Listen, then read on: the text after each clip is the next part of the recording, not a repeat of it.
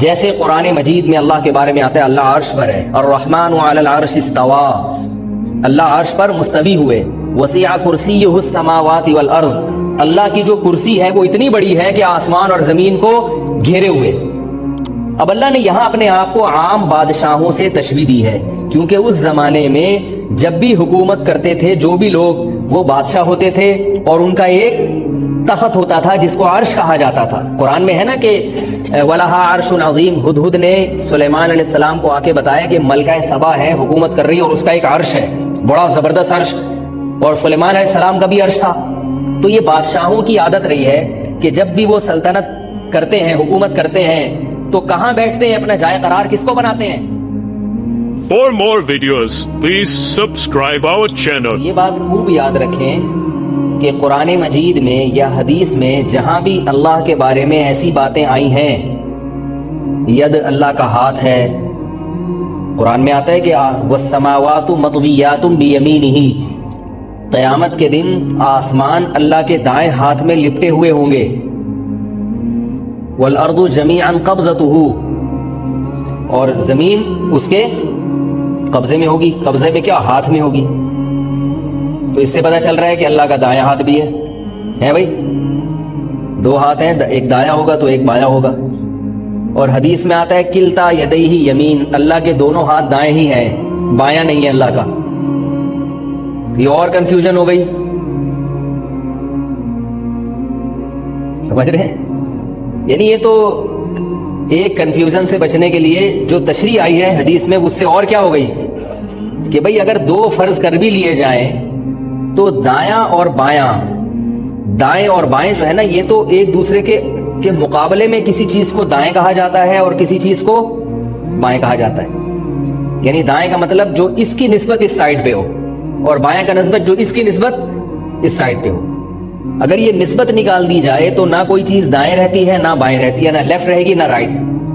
جیسے رائٹ کسے کہیں گے؟ جو لیفٹ کے مقابلے میں ہو، اور لیفٹ کسے کہیں گے؟ جو رائٹ کے مقابلے میں۔ آپ کہہ سکتے ہیں کہ نہیں، بعض دفعہ روڈ لیفٹ پہ مڑ رہی ہوتی اور مقابلے میں رائٹ نہیں ہوتا اس کے،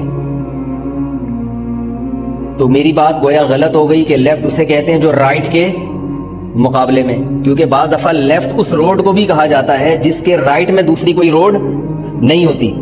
تو یاد رکھیں اس روڈ کو ہم لیفٹ اس لیے کہتے ہیں کہ ہمارا رائٹ بہرحال ہوتا ہے، روڈ کا لیفٹ تو نہیں ہوتا، ہم اپنے رائٹ کی وجہ سے اس کو کیا کہہ رہے ہوتے ہیں؟ لیفٹ۔ نہیں یہی بات سمجھ، یہی وجہ ہے کہ اگر کوئی شخص گھوم کے کھڑا ہو جائے، میں ایک طرف رخ کر کے کھڑا ہوا ہوں یا بیٹھا ہوا ہوں، سامنے دیکھ رہا ہوں، تو یہ روڈ کیا کہلائے گی؟ لیفٹ والی روڈ، چاہے اس کے رائٹ میں کوئی دوسری روڈ ہو یا نہ ہو، لیکن میرے رائٹ کے لحاظ سے وہ کیا کہلائے گی؟ لیفٹ۔ سامنے سے جو بندہ آ رہا ہے وہی لیفٹ، اس کا کیا بن جائے گی؟ رائٹ۔ نہیں یاری بات؟ تو یہ لیفٹ اور رائٹ کچھ بھی نہیں ہوتا، رائٹ وہ ہے جو آپ کے لیفٹ کے مقابلے میں ہے، لیفٹ وہ ہے جو آپ کے رائٹ کے مقابلے میں۔ تو یہ کمپیئر جب ہم کسی سے کرتے ہیں تو پھر یہ لیفٹ اور رائٹ بنتا ہے۔ تو حدیث میں آتا ہے کہ اللہ کے دونوں ہاتھ کیا ہیں؟ رائٹ ہی ہیں۔ تو یہ تو اور عجیب ہو گیا بھائی، دو ہاتھ اگر ہم فرض کر لیں جیسے ہاتھ ہوتے ہیں تو پھر دونوں رائٹ کیسے ہو سکتے ہیں؟ ایک کو تو دوسرے کے مقابلے میں لیفٹ یا رائٹ کہا جائے گا نا۔ تو ان حدیثوں سے ہمیں کیا پتہ چلتا ہے کہ اللہ کی ذات سے متعلق جو بھی قرآن و حدیث میں بتایا گیا ہے اس میں بحث مباحثے کی اجازت، بولو بھائی، نہیں ہے، وہ ہماری عقل سے بالاتر۔ یہ میں کیوں اصول اور ضابطہ بیان کر رہا ہوں؟ ایسا ہی نہیں کر رہا خام خام جنرل نالج کے لیے، اتنا تو نالج سب کو ہی ہوتی ہے کہ لیفٹ اسے کہتے ہیں جو رائٹ کے مقابلے میں، رائٹ اسے جو لیفٹ کے مقابلے میں۔ یہ میں ضابطہ اس لیے بیان کر رہا ہوں کہ آج باقاعدہ اللہ کی ذات اور اللہ کی صفات کو بنیاد بنا کر بھی فرقہ واریت پھیلائی جا رہی ہے۔ اس پہ مناظرے ہو رہے ہیں کہ اللہ کہاں ہے۔ ایک کہتا ہے ہر جگہ موجود ہے، یہ اہل سنت والجماعت کا عقیدہ ہے، جو یہ نہیں مانتا وہ اہل سنت سے خارج، شکر ہے دائرہ اسلام سے خارج نہیں کیا۔ اور جو یہ کہتے ہیں کہ اللہ عرش پر ہے، وہ یہ کہتے ہیں کہ اللہ کو ہر جگہ موجود ماننے والا دائرہ اہل سنت والجماعت سے، یعنی اہل سنت سے نکالنے کا مطلب ہے کہ وہ سنی نہیں ہے، بلکہ پھر وہ کیا ہے؟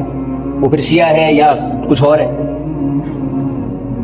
تو جیسے اسلام سے نکالنے کا دائرہ کافی تنگ ہو گیا ہے، یعنی اسلام والا دائرہ کافی تنگ ہو گیا ہے، ایسے ہی اہل سنت میں داخل کرنے والا دائرہ بھی آج کل مارکیٹ میں بہت چھوٹا چل رہا ہے۔ بات بات پہ فوراً کیا کرتے ہیں، یہ سنیوں کی فہرست ہے، کیونکہ اس پر امت کا اجماع ہے، جو اہل حق علماء ہیں، کہ جو فرقہ ناجیہ ہے نا، جو حدیث میں آتا ہے 73 فرقوں میں ایک جنت میں جائے گا، تو اس پر امت کا اجماع ہے کہ وہ اہل سنت والجماعت ہوں گے جو جنت میں جائے گا۔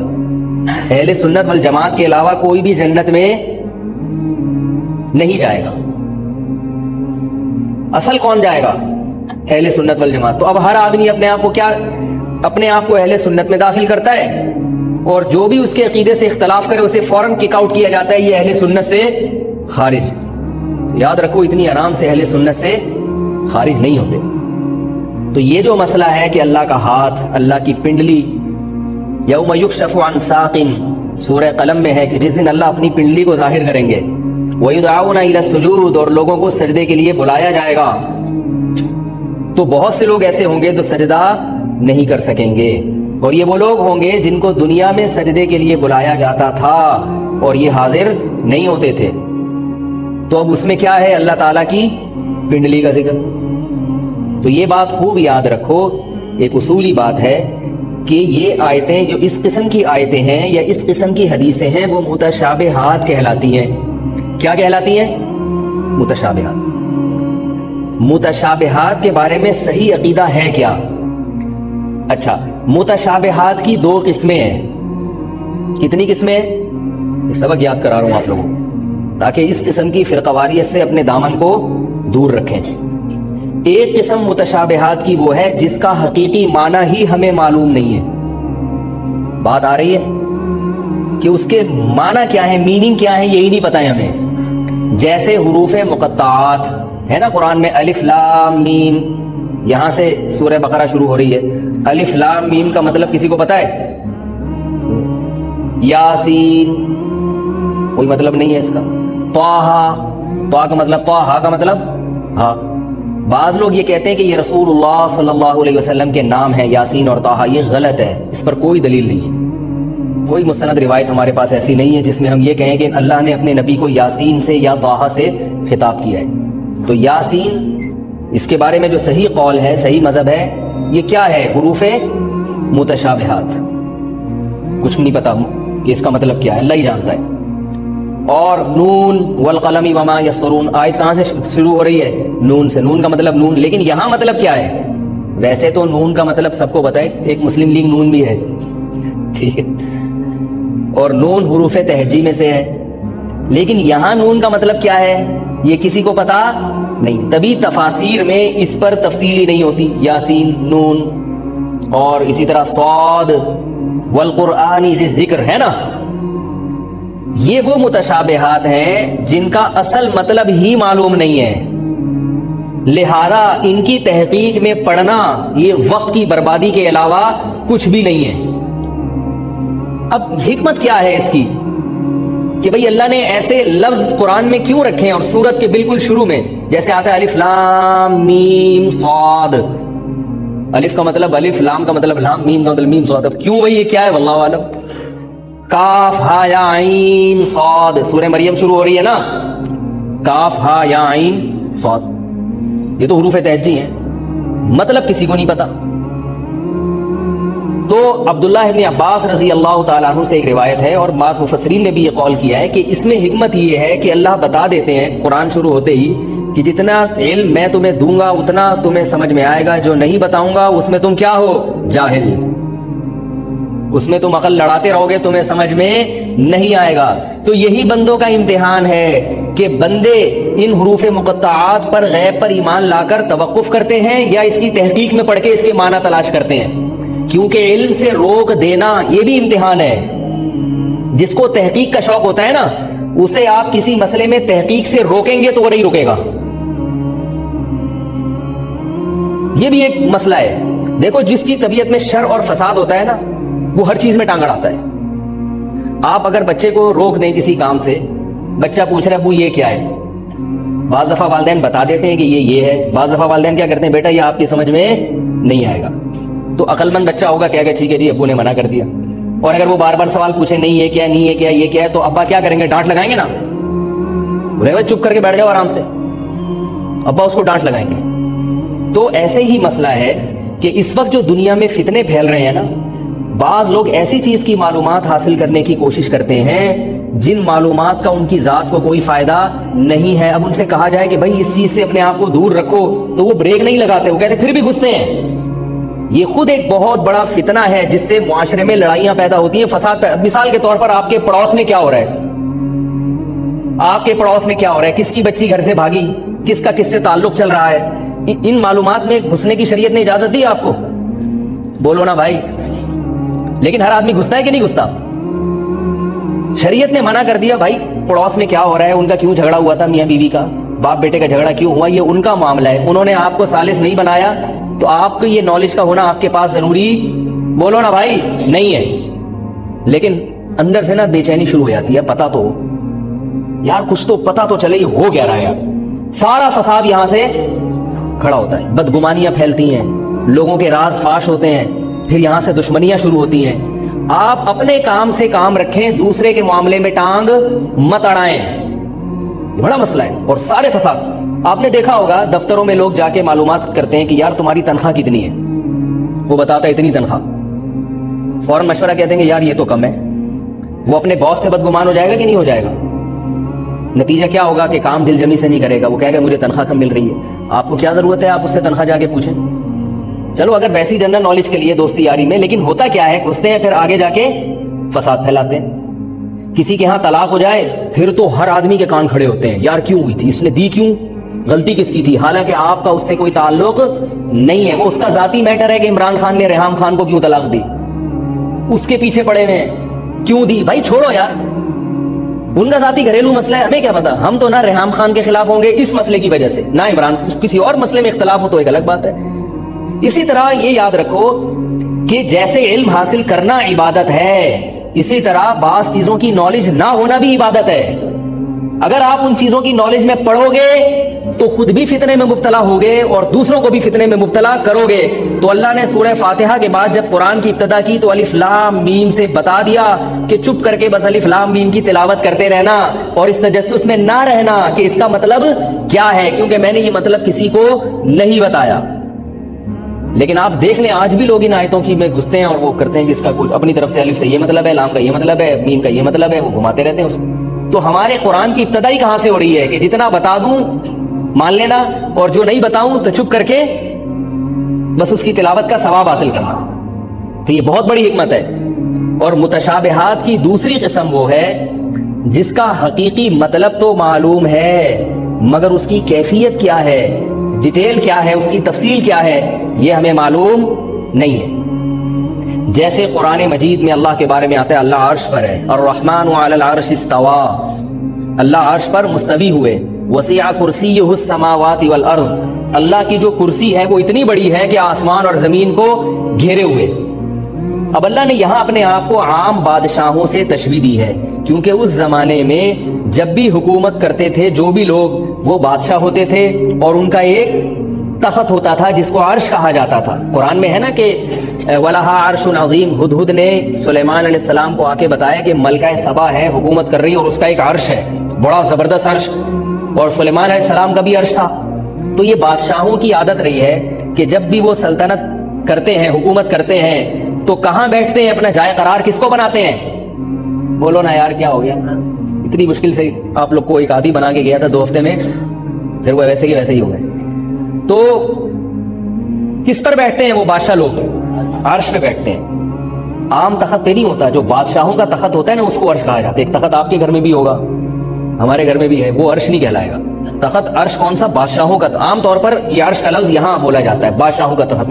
اور بادشاہ کے تخت پہ عام طور پر کرسی بھی ہوتی ہے کہ نہیں ہوتی, اور بڑی جلال والی کرسی.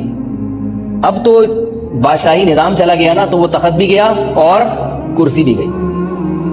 تو اب چونکہ یہ بادشاہوں کا ایک ہمیشہ سے رواج رہا ہے کہ ان کا تخت بھی ہوتا ہے اور ان کی کرسی بھی ہوتی ہے, بادشاہ ہمیشہ اس پہ جلوہ افروز ہوتے ہیں.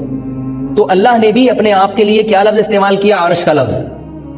اور عرش پر ہے اللہ, اور عرش پر کرسی ہے, اور کرسی پر کون ہے؟ اللہ ہے.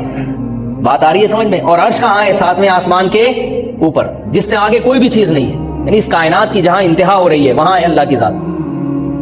تو یہ کرسی کا لفظ اور تخت کا لفظ اتنا مشہور ہوا ہے بادشاہوں کے حق میں کہ آج صدر اور وزیر اعظم کے لیے بھی کرسی کا لفظ استعمال ہوتا ہے. کہتے ہیں نا کہ بادشاہ کا تختہ، حکومت کا تختہ الٹ گیا. وہ تختے سے مراد کیا ہوتا ہے؟ عرش والا تخت. تو ہم کہتے ہیں کہ بھئی وزیر اعظم کا تختہ الٹ گیا، حالانکہ وہ اس کا کوئی تختہ ہوتا ہی نہیں ہے جو الٹا ہو. بالکل ساری چیزیں سیدھی رکھی ہوئی ہوتی ہیں. اور اس کی کرسی کس کو ملنے والی ہے؟ وہ ایک پرانے سابق دور کے وزیر اعظم تھے، وہ ہر وقت تسبیح ہاتھ میں لے کے نا کچھ پڑھا کرتے تھے. تو کسی نے کہا کہ بھئی یہ کیا پڑھتے ہیں تسبیح میں؟ انہوں نے کہا آیت الکرسی پڑھتے ہیں. کہا پوری؟ انہوں نے کہا صرف آیت الکرسی میں کرسی کا لفظ پڑھتے ہیں. کرسی کرسی کرسی کرسی کرسی، تاکہ دوبارہ کرسی جو ہے نا بحال ہو جائے. تو کرسی کا لفظ کہ بھئی کرسی کس کو ملنے والی ہے، یہ سب کنایات ہیں. یہ سب کیا ہیں؟ کنایات. مراد اس سے حکومت ہوتی ہے. حالانکہ عام آج کل صدر وزیر اعظم کے پاس اگر کرسی ہوتی بھی ہے تو وہ کوئی اسپیشل کرسی نہیں ہوتی، وہی کرسی ہوتی ہے. کبھی اس پہ وزیر اعظم آگے بڑھ جاتا ہے، کبھی کوئی آگے بڑھ جاتا ہے، اور وہ چینج بھی ہوتی رہتی ہے. اور وہ اتنی عالیشان بھی نہیں ہوتی کہ ہیرے جواہرات جڑے ہوئے ہیں اس کے اندر. لیکن اصطلاحات وہی استعمال ہوتی ہے. تو یاد رکھو قرآن مجید کی عادت ہے اللہ تعالیٰ اپنی ذات کا تعارف کروانے کے لیے الفاظ وہی استعمال کرتے ہیں جو لوگوں میں رائج ہیں، تاکہ لوگوں کی فہم کے مطابق کلام کیا جائے، لوگوں کی سمجھ میں آئے. سمجھ رہے نا بات کو؟ لوگوں کی فہم کے مطابق کلام ہو. تو قرآن مجید میں اللہ تعالیٰ نے اپنے لیے وہی چیزوں کا تذکرہ کیا ہے اپنی بادشاہت کو ثابت کرنے کے لیے جو چیزیں عام طور پہ بادشاہ لوگ استعمال کرتے ہیں. اب اگر کوئی چیز میرے مکمل کنٹرول میں ہوگی تو میں اٹھ میں کیا کہوں گا؟ یہ میرے بالکل دائیں ہاتھ میں، کیونکہ دائیں ہاتھ ہی اکثر استعمال ہوتا ہے کنٹرول کرنے کے لیے، کیونکہ طاقت دائیں ہاتھ میں زیادہ ہوتی ہے، استعمال اس کا زیادہ ہوتا ہے. تو میں کیا کہوں گا کہ یہ چیز تو میرے دائیں ہاتھ میں ہے. بات آ رہی ہے سمجھ میں؟ اسی طرح کسی شخص کی رضا جب ہم حاصل کرنا چاہتے ہیں تو اس کے چہرے کو ہم ہائی لائٹ کرتے ہیں کہ بھئی مجھے تمہارا چہرہ چاہیے. کیا مطلب؟ مجھے تمہاری رضا چاہیے. تو اس رضا کو ہم کس سے تعبیر کرتے ہیں؟ چہرے سے، کیونکہ چہرہ بول کر پوری ذات مراد لی جاتی ہے. بات آ رہی ہے سمجھ میں؟ تو اللہ تعالیٰ نے قرآن مجید میں اپنے لیے ہاتھ کا لفظ بھی استعمال کیا، پنڈلی کا لفظ بھی استعمال کیا، اپنے لیے عرش کا لفظ بھی استعمال کیا، اپنے لیے کرسی کا لفظ بھی استعمال کیا. تو اب لیکن یہ وہ متشابہات ہیں جس کے حقیقی معنی تو پتہ ہے. کرسی کا مطلب کرسی، عرش کا مطلب عرش، ہاتھ کا مطلب ہاتھ، چہرے کا مطلب چہرہ. الف لام میم کا تو مطلب ہی نہیں پتا نا کہ ہے کیا. یہاں مطلب تو پتا ہے لیکن اس کی مراد کیا ہے، یعنی اللہ کی اس سے مراد کیا ہے. جیسے میں جب کہتا ہوں نا کہ آسمان میرے دائیں ہاتھ میں، تو مطلب تو پتا ہے کہ دائیں ہاتھ یہ اور آسمان، لیکن میری اس سے مراد کیا ہے. پھر آپ مجھ سے پوچھیں گے بھائی دائیں ہاتھ میں آپ کے آسمان سے کیا مطلب؟ پھر میں بتاؤں گا کہ واقعی دائیں ہاتھ میں ہے، یا یہ کہ میری مراد کیا ہے کہ میرا آسمان پہ کنٹرول ہے. آئی بات سمجھ؟ جیسے میں کہتا ہوں یار میں نے جو ہے نا حکومت کا تختہ الٹ دیا، یا بلکہ میں اس سے اور آسان لفظ کہ بھئی میں نے کیا کیا کہ میں اس ملک کی کرسی پہ بیٹھ چکا ہوں. تو آپ پوچھیں گے نا حضرت آپ میں سے کیا مراد ہے؟ یہ بھی ہمیں پتا ہے کہ آپ ہیں. کرسی سے مراد کیا ہے؟ کرسی. لیکن آپ نے جو یہ الفاظ استعمال کیے کہ میں کرسی پہ بیٹھ گیا ہوں، تو اس کے اب آپ کی مراد کیا ہے؟ کہ آپ واقعی کوئی کرسی ہے جس کے اوپر آپ آ کے بیٹھے ہیں باقاعدہ جیسے دنیا بیٹھتی ہے، یا آپ کی مراد یہ ہے کہ آپ نے اس حکومت پہ قبضہ کر لیا ہے؟ نہیں یاری نا. تو یہ کیا ہے کہ لفظی معنی تو معلوم ہے لیکن مرادی معنی ہمیں معلوم نہیں ہے، اور کیفیات بھی معلوم نہیں ہے.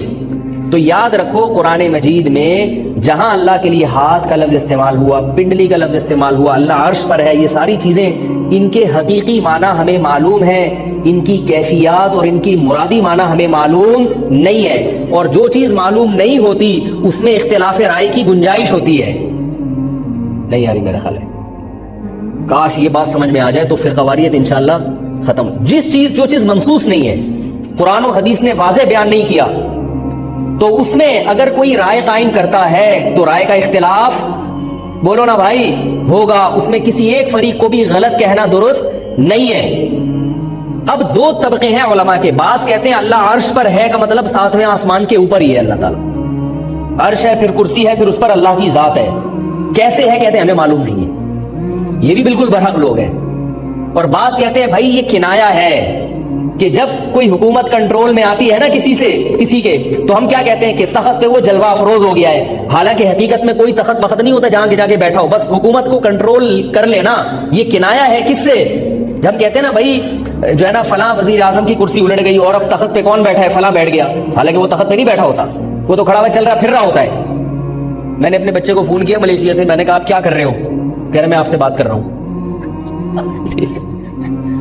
تو میری مراد کیا کر رہے سے یہ تھوڑی تھا کہ ابھی کیا کر رہے ہو, مطلب کہ آج کل کیا ایکٹیویٹیز چل رہی ہیں, آج کل کیا ایکٹیویٹیز چل رہی ہیں.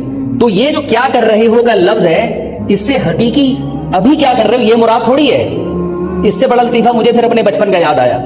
میں کہیں 5-6 سال میری عمر تھی, کہیں گیا میں ایسے ہی ملنے کے لیے, تو وہ کسی نے مجھ سے پوچھا آپ کے بھائی کیا کر رہے ہیں, میں نے کہا چل رہے ہیں, کیونکہ میں جب گھر سے نکلا تو وہ چلتے ہوئے کہیں کسی کمرے میں جا رہے تھے. تو مجھ سے آ کے انہوں نے پوچھا اس گھر والوں نے کہ آپ کے بڑے بھائی کیا کر رہے ہیں, میں نے کہا چل رہے ہیں. بڑے ہنسنے لگے, کہہ رہے یار یہ کیا جواب. میں نے کہا جو چل رہے ہیں تو چلیے, اب بیٹھ چکے ہوں گے, جب میں آیا تو کیا کر رہے تھے. تو چلو بچے کی سمجھ میں سوال نہیں آیا, بڑا تو سمجھ جاتا ہے نا. بڑے اگر یہ سوال بڑے سے پوچھا جائے کہ آپ کے بڑے بھائی اس وقت کیا کر رہے ہیں, تو میں بڑا جواب دے گا بھائی جاب کر رہے ہیں, یا فارغ گھوم رہے ہیں, یا یہ کہ یہ کام کر رہے ہیں. وہ یہ نہیں بتائے گا کہ کیا کر رہے ہیں, چل رہے ہیں. کیونکہ سوال کرنے کا جو لفظی معنی ہے چلنا وہ تو واضح ہے, مرادی معنی یہ نہیں ہے. مرادی معنی کیا ہے کہ بھئی آج کل ان کی ایکٹیویٹیز کیا ہے. آئی بات سمجھ میں. تو اللہ تعالیٰ نے جب اپنے بارے میں یہ کہا کہ میں عرش پر ہوں, اور کرسی عرش جو ہے نا وہ 7ویں آسمان پہ عرش ہے جہاں اللہ تعالیٰ ہے, تو بعض لوگوں نے یہ کہا کہ اللہ واقعی عرش کے اوپر ہی ہے, اور بعض نے یہ کہا کہ یہ کنایا ہے کہ کسی کائنات کا کنٹرول کس کے ہاتھ میں ہے, اللہ کے. تو پوری کائنات کے اوپر تخت ہے, یہ ثابت کرنے کے لیے کہ یہ کائنات جو ہے نا مکمل کس کے کنٹرول میں ہے, اللہ کے. تو ان لوگوں نے یہ کہا کہ اللہ ذات کے اعتبار سے ہر جگہ موجود ہے, اور عرش پر کا لفظ جو قرآن میں استعمال ہوا ہے وہ اللہ کے کنٹرول کو ظاہر کرنے کے لیے. لیکن پھر انہوں نے یہ بھی کہا کہ ذات کا مطلب ایسے نہیں جیسے ہر آدمی ہر جگہ, یعنی کوئی اللہ کی ذات ہے. انہوں نے بھی کہا کہ اس کی حقیقی معنی ہمیں معلوم نہیں ہے, اور ساتھ ساتھ انہوں نے یہ بھی کہا کہ قرآن مجید میں جو آتے ہیں اللہ تعالیٰ عرش پر ہے, تو کچھ خاص تجلیات اللہ کی عرش پر ہیں, جس کی وجہ سے اللہ نے اپنی نسبت بار بار کہاں کی ہے, عرش کی طرف کی ہے. تو انہوں نے عرش پہ ہونے کا انکار نہیں کیا. تو یہ چونکہ اب اس میں کون سا مذہب صحیح ہے کون سا غلط, قرآن و حدیث اس بارے میں کیا ہے, خاموش. لہذا اس میں کسی بھی مسلک کو اگر کوئی فالو کرتا ہے تو دونوں برحق ہیں, کیونکہ جو یہ کہہ رہے ہیں کہ اللہ ہر جگہ موجود ہے وہ اس طرح سے نہیں مانتے ہر جگہ موجود, جیسے انسان وہ کہتے ہیں ہمیں نہیں پتا کیسے ہے. اور وہ اللہ کے عرش پہ ہونے کی نفی بھی, وہ یہ جو دوسرا گروہ ہے نا یہ اللہ کے عرش پہ ہونے کی نفی نہیں کرتا. بات آ رہی ہے سمجھ میں. کہتے ہیں اللہ کی عرش پر بھی اللہ ہے, وہ اس کی خاص تجلیات ہیں جس کی وجہ سے اللہ کو عرش پہ کہا جائے گا. کیونکہ حدیث میں آتا ہے رسول اللہ صلی اللہ علیہ وسلم نے ایک باندی سے پوچھا کہ این اللہ, اللہ کہاں ہے, تو اس نے کہا فی السماء, آسمان کی طرف انگلی اٹھائی, وہ کہاں ہے, آسمان. تو آپ نے فرمایا اعتقھا فانھا مومنہ, اس کو آزاد کر دو یہ کیا ہے, مومن. تو جو پہلا گروہ ہے علماء کا وہ یہ کہتا ہے کہ اللہ کی ذات عرش پر ہے, علم اور قدرت کے لحاظ سے ہر جگہ موجود. دوسرا گروہ علماء کا کہتے ہیں اللہ ہر جگہ موجود ہے لیکن عرش پر ہونے کی نفی نہیں کرتے, کہتے ہیں خاص تجلیات اللہ کی کہاں ہیں, عرش پر ہے, تبھی اس کو جب نسبت کی جائے گی تو کہاں کی جائے گی, آسمان. دونوں کے پاس دلائل ہیں, دونوں مذہب بالکل درست ہیں, کسی ایک فریق کو بھی اس بارے میں ملامت کرنا جائز نہیں ہے. عوام کے ساتھ مسئلہ یہ ہے کہ عوام کے پاس معتدل علماء جو کسی بھی مسلک میں ہوتے ہیں ان کی اسپیچز پہنچتی نہیں ہیں. عوام کے پاس ہمیشہ انٹرنیٹ کے ذریعے, ٹیلی ویژن کے ذریعے کسی بھی مسلک میں جو لوگ ایکسٹریم پر ہوتے ہیں نا, انتہا پر, ان کی تقریریں پہنچتی ہیں, تو وہ یہ سمجھتے ہیں کہ یہی اس مسلک کی صحیح عکاسی کر رہے ہیں, حالانکہ ایسا نہیں ہے. نہیں آ رہی بات. اب میں آپ کو میرا کیا مذہب ہے اس بارے میں, میری ذاتی رائے یہ کہ جو اس بارے میں اسلاف کا مذہب تھا نا کہ اللہ کو عرش پہ مانا جائے, بس اللہ کی ذات کہاں ہے, آسمان پہ عرش پر ہے, اور علم اور قدرت کے لحاظ سے اللہ ہر جگہ موجود ہے. میری ذاتی رائے یہ کہ یہ مسلک زیادہ قرآن و سنت کے ظاہر کے قریب ہے. نہیں یاری بات میرا خیال کہ جب پوچھا جائے اللہ کہاں ہے, تو جیسے باندی نے کیا کہا تھا, آسمان میں. باندی نے نہیں کہا تھا ہر جگہ موجود ہے لیکن خاص تجلیات عرش پر. یہ مذہب بھی صحیح ہے, صحیح اس لیے کہہ رہا ہوں کہ اجتہادی اختلاف ہے, اس میں کہیں ایک بھی واضح نص موجود نہیں ہے. خاص طور پہ یہ جو ید کے بارے میں ہم کہتے ہیں کہ اللہ کا ہاتھ ہے, تو ہاتھ طاقت سے کنایا ہوتا ہے. بعض لوگوں نے کہا نہیں اللہ کا ہاتھ ہے, بعض نے کہا نہیں ہاتھ نہیں ہے بلکہ ہاتھ کنایا کس سے ہے, جہاں اللہ نے کہا نا میرے ہاتھ میں ہوں گی یہ صرف چیزیں, تو مراد کیا, میرے کنٹرول میں ہوں گی. تو یہ بھی عرف میں استعمال ہوتا ہے. عرف میں جب کوئی چیز آپ کے کنٹرول میں ہوتی ہے تو ہم کیا کہتے ہیں اس سے, یہ میرے ہاتھ میں. تو ان لوگوں نے یہ کہا کہ بھئی ہاتھ مراد ہے اس سے. تو اللہ کی جو حدیث میں آتا ہے کہ 2 ہاتھ ہیں, انہوں نے کہا اس سے اللہ کی کوئی خاص صفت مراد ہے جو ہمیں جس کا علم نہیں ہے. تو انہوں نے نفی نہیں کی ہے, یاد رکھو. ان علماء پہ جو لوگ یہ اعتراض کرتے ہیں کہ انہوں نے حدیث کا انکار کیا ہے، غلط اعتراض کرتے ہیں. وہ علماء مانتے ہیں کہ اللہ کے دونوں ہاتھ ہیں، مگر اس ہاتھ کی کیفیت کیا ہے میں معلوم نہیں، لہذا انہوں نے تعویل کی کہ ہاتھ سے مراد کوئی اللہ کی خاص صفت ہے. اب دوسرا فریق کیا کہتا ہے، نہیں ہاتھ سے ہاتھ ہی مراد ہے، خاص صفت مراد نہیں ہے، تو قرآن حدیث کے منکر ہیں.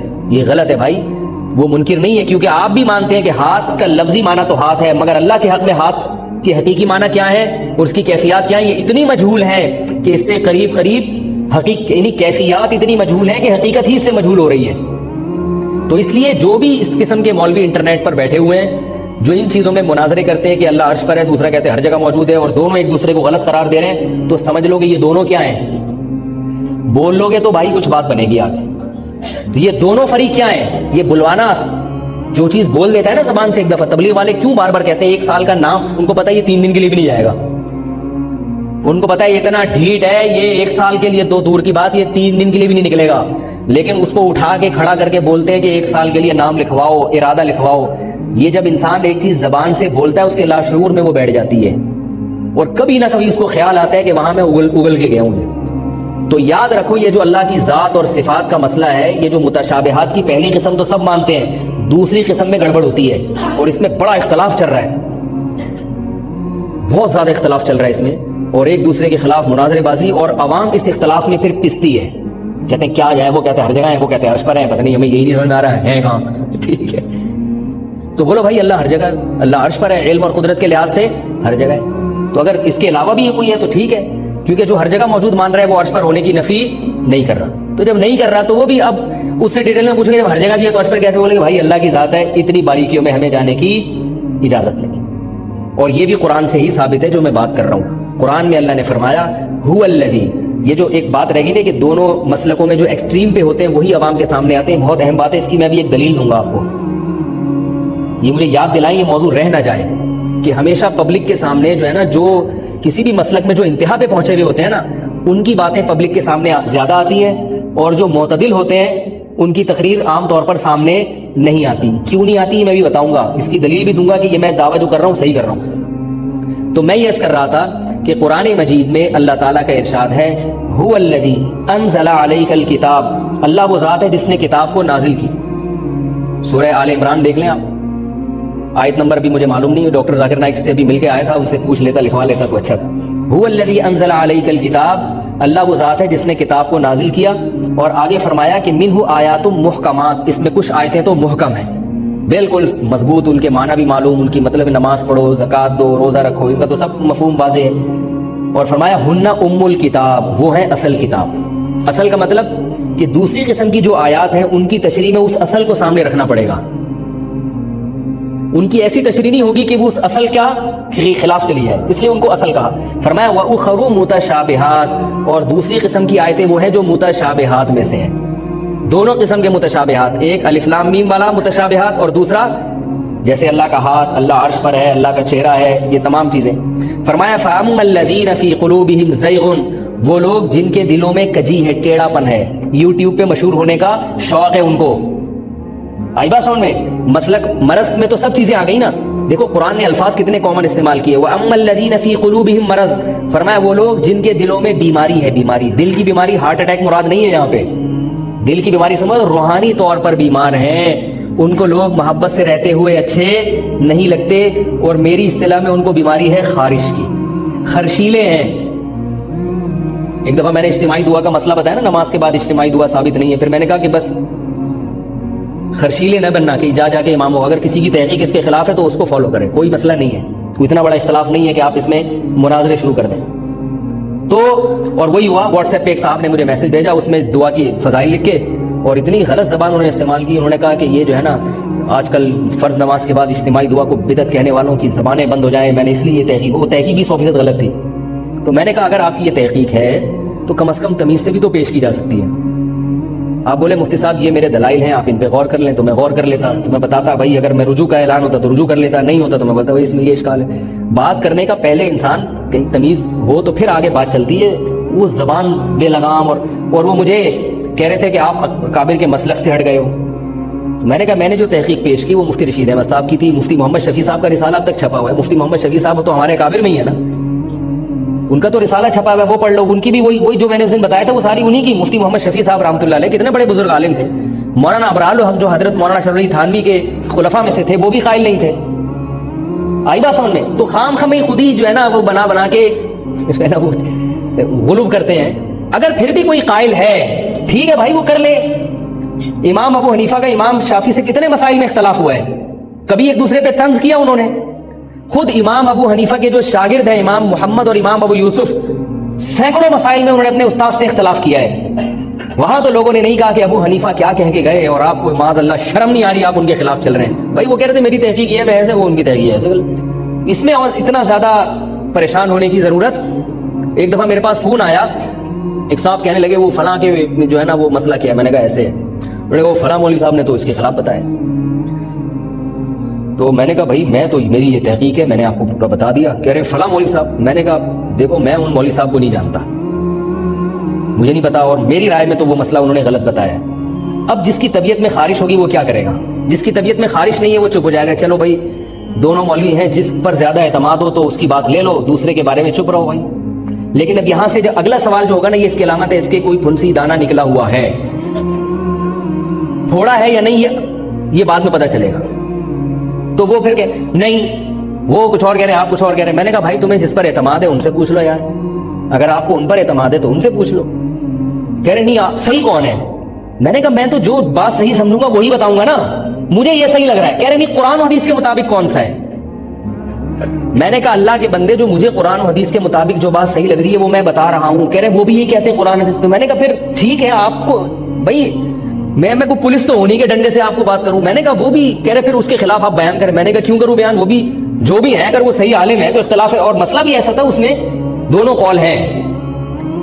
تو پھر وہی میں نے کہا بھائی مسئلہ آپ کے ساتھ ہے, مسئلہ ان مولوی صاحب کے ساتھ نہیں ہے, آپ کے خلاف بیان کرنا پڑے گا, ان مولوی صاحب کے خلاف نہیں. جب بتا دیا تو بھائی آپ کو جس پر اعتماد ہے آپ اس کی بات پر عمل کر لو, دوسرے کو صحیح سمجھو. کوئی حلال کوئی عقائد کا بنیادی عقائد کا اختلاف تھوڑی ہے. تو قرآن مجید میں اللہ کا ارشاد سنیں, فرمایا وَأَمَّا الَّذِينَ فِي قُلُوبِهِمْ زَيْغٌ, جن کے دلوں میں ٹیڑھا پن ہے. مرض کا لفظ بھی استعمال نہیں کیا, زیغ مرض سے ہٹ کر ٹیڑھے ہیں, ٹیڑھے, ٹھیک ہے نا. وہ کیا ہے؟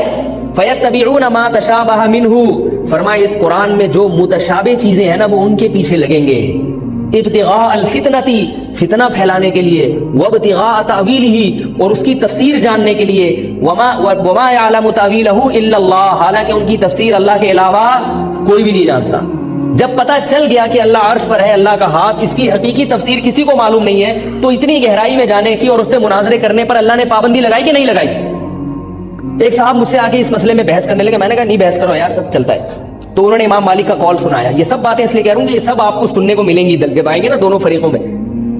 تو امام مالک کا کال تھا.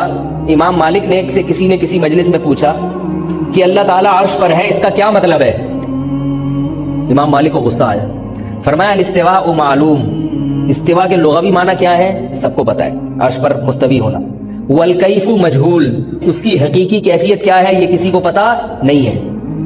اب جو لوگ عرش پر قائل ہیں نا وہ یہاں تک حدیث بیان کرتے ہیں امام مالک کا قول. کہ دیکھو امام مالک نے کیا کہا, اللہ تعالیٰ کہاں ہے؟ عرش پر ہے, کیفیت معلوم نہیں. یعنی استوا کا مطلب بتایا کہ استوا کا یہ مطلب ہے اور کیفیت معلوم نہیں ہے. آگے نہیں دیکھتے, امام مالک نے یہ بھی کہا والسؤال عنہ بدعہ, اس قسم کے سوالات یہ کیا ہیں؟ بدعت ہیں, جن کا اسلاف میں دستور بولو نا بھائی نہیں تھا. اور پھر حکم دیا اس کو مجلس سے باہر نکالو. وہ کہہ سکتا تھا میں ایک ریسرچ کر رہا ہوں, تحقیق کر رہا ہوں, مجھے تحقیق سے کیوں منع کیا جا رہا ہے؟ امام مالک نے کیوں باہر نکالا اس کو؟ ایسی چیزوں کی تحقیق کیوں کر رہے ہو جس کی تحقیق اسلاف نے نہیں کی؟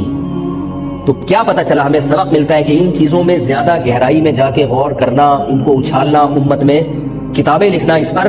اگر کوئی بزرگ عالم ایسی بات کر رہے ہیں تو آپ سمجھو کہ ان سے غلطی ہوئی ہے. میں یہ ایک بات بتا دوں اس لیے کہ بعض بزرگوں سے, بعض نیک لوگوں سے بھی یہ کام ہوا ہے, تو وہ یاد رکھیں کہ کسی کی ایک غلطی سے آدمی برا نہیں بن جاتا. ان کی اس بات کو کہیں بھائی حضرت نے خطا کی, بندے باقی جو ہے نا وہ برے ہیں یا نہیں یہ نہیں ہمیں پتا, وہ ایک الگ ٹاپک ہے.